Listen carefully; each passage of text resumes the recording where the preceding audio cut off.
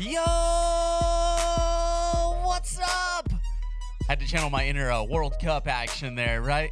Goal! What's up, guys? I'm Randy Rogers, aka DJ Fat Dog, and welcome back to Behind the Noise. And I gotta be honest, this episode is just gonna be like the rest of them. It's gonna be me talking of points that I thought about throughout the week that I think that would be cool to talk about that maybe some people don't usually. So no production, no theological breakdown, maybe just a little bit. No perfect structure, just me sitting back, looking at life, reflecting, and maybe some funny moments. You'll never know. But let's dive into this thing. Can somebody explain to me what we're doing? This has been the topic that we've kind of been covering here, and man, when I think of things I want to talk about, it just seems like it always goes back to what are we doing, bro? What's going on? Because the older I get, I realize something. A lot of people are just agreeing with the rules. Nobody ever really questioned, and I don't know, like when we decided to do that or when we thought, hey, that's cool. We'll just, it's good enough for my grandpappy, so it's gonna be it'd be good enough for me. So today we're gonna talk about it a little bit more in depth. First things first, I want to talk about old people on social media, and I'm not talking, I'm talking like these people that you knew when you went to church, the ones that would squeeze your face and say, "Boy, if I was it."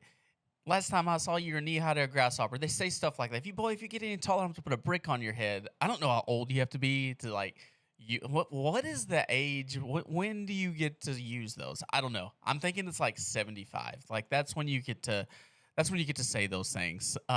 But these guys, they're just turned loose. So like on social media, some of us put some of our biggest milestones, our biggest achievements, something that we've been praying over, we've been fighting for, we've really been wanting. There's a lot of people in our corner, and we're really just trying to celebrate that moment, and it's like super super big for us, right? And then you post on your social media, and it may not even be that week. These old people, they come across and they think that when they see something on their For You page or their wall or wherever it is, they think that is a direct message to them. So when they see it, they have to reply. And so it can be huge, achievement like birth of a new baby, graduating, with your master's, something like that. And they're gonna just comment cool with like the little emoji with the sunglasses on it. And or even worse, I don't know why this is a huge pet peeve of mine. They put cool, but spell it with a K. What? I don't know. That just adds the insult to injury. It's just that's all I get. I would rather you not comment. Charlene, like, awesome. I know that you mean no harm, but man, Becky and Charlene, like, it deserves a little bit more than cool. That was a big degree. That was a child that was just born, and you're gonna just put cool with the K and just sit there like you saw the whole milestone of my life and responded like I told you I bought a gallon of milk. Like it's wild. Anybody else agree with me on that? Let me know down in the chat. Because it's always the same energy. They don't understand the algorithms. They don't understand context. They don't understand that this isn't like a group text from 2009. They think every post is basically a direct message to them. Like I said, they respond like they're checking out the church like potluck, like cool with the sunglasses and the smiley face, and that's it. Not congrats, not proud of you, not that's awesome, just cool. Sometimes with a K, and it's just I don't know. It gets me going. Like cool, like I just showed you, just like, here's my new toaster, or something like that. Like, can somebody explain that to me? What's going on? If I get any older folks in the listening up, what's up with that? Why just cool? Can we work on it? Can we work on that? Here's something else. I was out at work the other day, and I came across this lady's porch, and I don't know who we decided or when we decided that porch signs were like going to be philosophers, right? Like this is home, things like that. But because I saw one the other day, and it said porch rules, read a book. It's like, first of all, I didn't know my porch was, your porch was like in charge of my life choices. Second of all, is there a movie about the book? Like, because if there's not a movie about the book, then the book's not good enough to even read anyway. And if there is a movie, I'm definitely just gonna watch the movie. Like, don't make me sit through 400 pages when I can get the highlight reel in 2 hours with popcorn and a Diet Coke.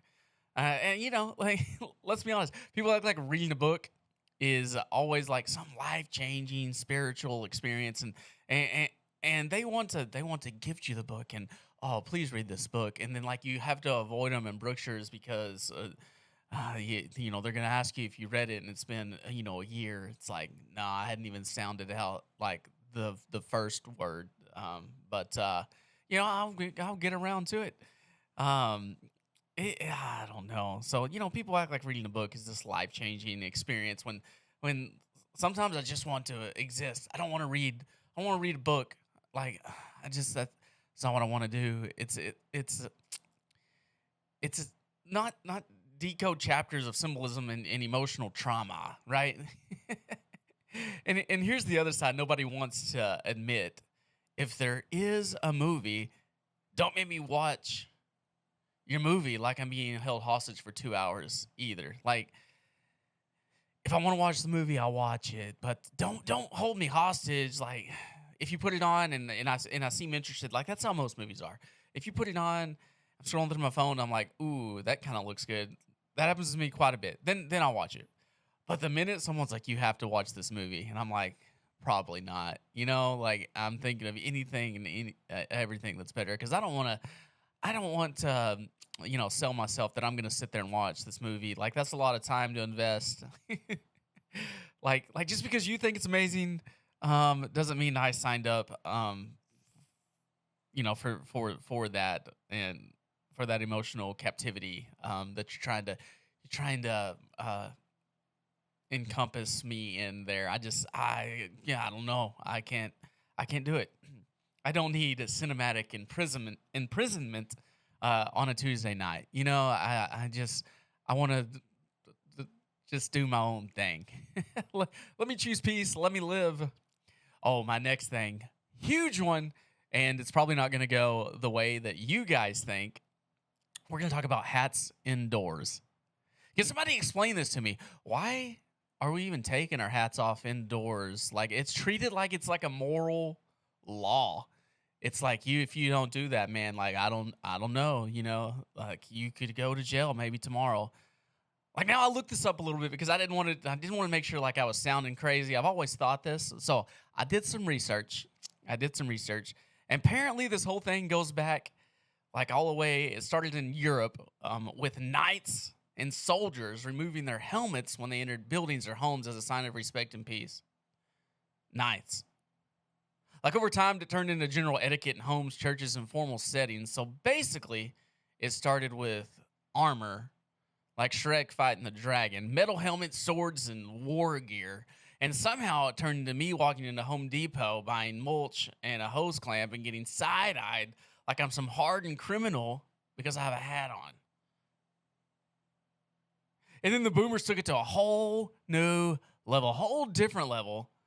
Like I'm on aisle 7 and somebody looks at me like I just insulted their entire family tree. Like, bro, we're not knights anymore. Like most of us are scared to even kill a spider. Like we're not the same, bro. Like this started like this is we're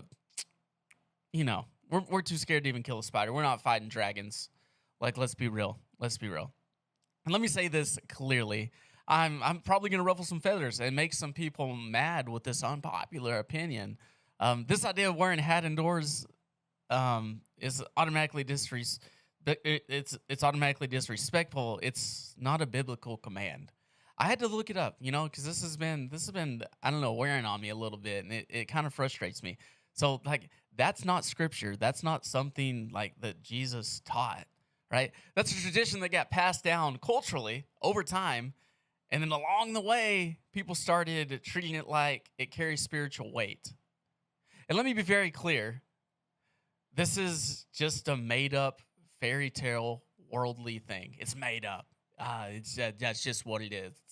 It's made up. When people act like your hat determines your relationship with God or your respect with somebody in their house, like it doesn't. And I need to say that boldly. We've got to be careful not to take human tradition and elevate it into something God never required. Now listen, if I'm in church, I can still be respectful. I can honor the moment. I can carry myself right. But I'm not going to sit there and act like taking off my hat is what makes me right with God. Because it doesn't. It's not what makes you a Christian, right? That's not what makes your prayer more powerful. It's not even in the Bible. So no, I'm not going to treat that like a spiritual requirement. Because what actually matters is the heart, not the hat. So why is my baseball cap suddenly a character reference?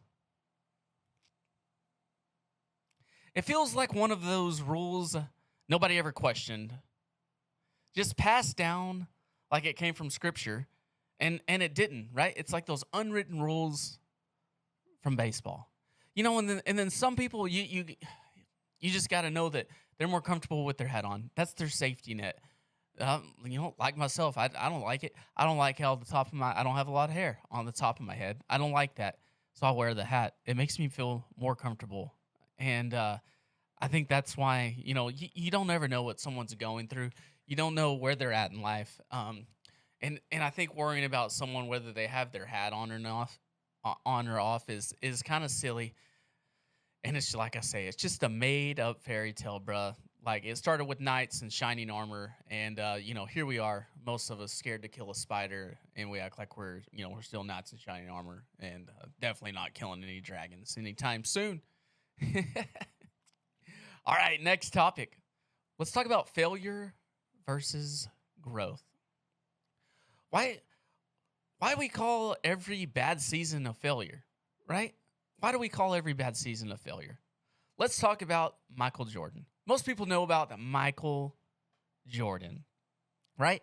15 seasons in the NBA, 6 championships. But here's what people don't talk about. Those non-championship seasons, they weren't empty seasons, right? They were the most dominant seasons in sports history. In 1987 through the 88, Jordan won MVP, Defensive Player of the Year, had the scoring title, and averaged 35 points a game. But he didn't win a championship that year. But he was like absolutely dominant. In the 89-90 season, he led the league again in scoring at 33.6 points per game and made All-NBA first team, still no ring. So was that a failure? In the 91-92 season, he was MVP again, All-NBA first team again, and led a 67-win Bulls team. And even the playoff runs before championships, he was still rewriting what dominance looked like. And now add this in. He led the NBA scoring 10 different seasons. He won 7 straight scoring titles. He holds the highest career playoff scoring average in NBA history at 33.4 points per game. He led the playoffs in scoring in 10 different postseason runs, including years he didn't win it all. So even in the years he didn't win, those years that he didn't win, but he still showed up, he was still the most dominant player on the floor. So I ask again, were those seasons counted as failures because he didn't win everything? Or were they building something greater? Because I think we label things wrong. Sometimes it's not failure. It's growth you didn't understand yet.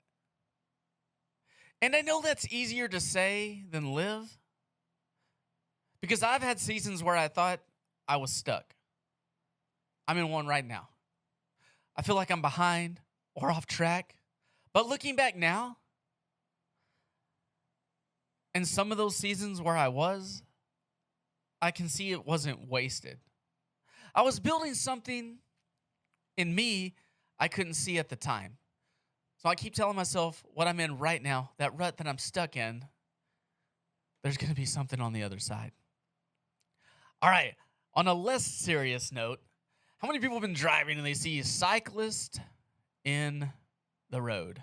So annoying. I've put up with them just yesterday. It's crazy, man. Like, can somebody explain this to me? Why a grown man is riding a bicycle down a 50-mile-per-hour road with 30 cars behind him, acting like he's Lance Armstrong touring for training for the Tour de France. Like, I'm confused. Our parents taught us to make sure that we never ride in the road and we're on the sidewalk, and that was the rule. Sidewalk equals safe, road equals don't do it, bro. Someone didn't just get thrown out the window the second you turn 30. You put on some spandex, and you can just right down the zipper of the middle of the road and just act like, and then be mad when somebody honks at you because you're going slow. Wild, dude. That's wild, bro. You know? Now you're out here in full cycling gear, your feet clipped to your pedals, wobbling in the middle of traffic. And I don't know what it is, but it seems like, I mean, there's a few fit ones, but it seems like some of the bigger people, I mean, I'm not trying to make fun of nobody, but some of the bigger people be like, oh, I can do bicycle, you know? It's like, you can't. You can't. So you're out here wobbling in the middle of traffic, like you can't even put your feet down quick if something goes wrong, but you're comfortable sharing a lane with a pickup truck doing 55. I don't know. It's blows my mind. Makes me so frustrated when these guys are in front of you. The other day there was a guy rollerblading down the road. Gave him a little friendly toot of the horn. There's a huge sidewalk, and he looks at me, flies me the old bird, and is very mad. It's like I'm not the one in the wrong. I'm not the dumb one here. I'm driving on the road in a car. You're in spandex out here acting like Apollo, going to the Olympics on rollerblades. You're the one on the wrong. Get on the sidewalk. If you're in rollerblades or bicycle, get on the sidewalk, right? I don't know. I don't understand that part. Like these guys that got their feet strapped to their bicycle, like you can't even freely move your feet, but you're good with sharing the asphalt with a 3,000-pound vehicle. Can somebody explain that to me? Because it feels like somewhere along the way, we just all agreed, yeah, this makes sense now. Like, am I missing have I missed the meeting? Like, what's going on? When was it like, all right, it's good now to ride your bicycle, pedal down the middle of the road and block up the whole road because you want to get some exercise in. There's a sidewalk. I'm not understanding. Like, if you want to ride your bicycle on the side, cool, bro. But I mean, these guys are down the middle of the road, full spandex gear, feet strapped, and I don't know. It gets me going. Gets me pretty heated. Next thing, can we talk about the travel ball parents? Can somebody explain this to me? Why travel ball parents act like their 8-year-old just signed a pro contract? Man, they got a $700 bat, and they get dressed to go take an at bat like they're going to play a game of football.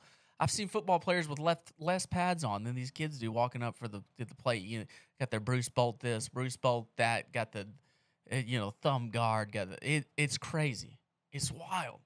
Like, dude, come on, bro. Braden went 1 for 3 on Saturday morning. Struck out looking, and now we're posting, highlights like it's ESPN is calling us. And he's like already on his 4th team before middle school. And at some point, we got to ask, are we building kids or building pressure? Like, let kids be kids. And you didn't win a World Series on a weekend with 4 teams present. Stop calling it a world. You won the tournament. It's not a World Series. We got to stop that. Stop with the World Series. Man, I saw a little kid the other day. He had like 4 of those rings on. Looks like Super Bowl rings. Like, oh, we won the World Series. Like, you don't want 4 World Series? It wouldn't. It was a weekend tournament. I'm sorry. Like, we got to stop. We got to stop with that. That's wild. That's wild, bro. It's wild. And don't sit back and act like it ain't wild, because that's crazy. That's crazy. Who made all of these rules that we've been talking about, right? It's wild. So here's what I've realized. A lot of life is just people repeating rules nobody ever questioned, right? Like, you're supposed to do this. You're supposed to look like that. You're supposed to succeed by this age. You're supposed to win every season. You're supposed to celebrate a certain way. You're supposed to respond a certain way. But who made these rules? Because half of it doesn't even make sense when you stop and think about it. And I think we get exhausted not from life, but from trying to live up to expectations we never agreed to. And here's what I know for sure. Jesus never called us to live under everybody else's expectations. He didn't say, become what people think you should be. He said, follow me. And that means there's purpose in every season. And the ones that don't look like winning seasons, even the ones where there's nobody clapping, nobody cheering, even the ones where the only comment you get is cool with the K, with a little emoji, with some sunglasses. Your worth isn't defined by applause or that cool with the K with the sunglasses or algorithms or approval. It's already been decided by God. So if you're in a season right now that feels confusing or slow or overlooked, don't call it a failure too fast. Remember Michael Jordan. And don't let other people's rules define your life. Man, thanks for hanging out with me so much. I appreciate you guys. You guys have been absolutely amazing. And before we go, one more thing. Don't let a world full of supposed to make you forget who God already says you are. Yo, guys, I've been Randy Rogers, a.k.a. DJ Fat Dog. Thank y'all so much for hanging out with us on Behind the Noise. I'll see you on the next one. Jesus loves you. I love you. DJ Fat Dog, out.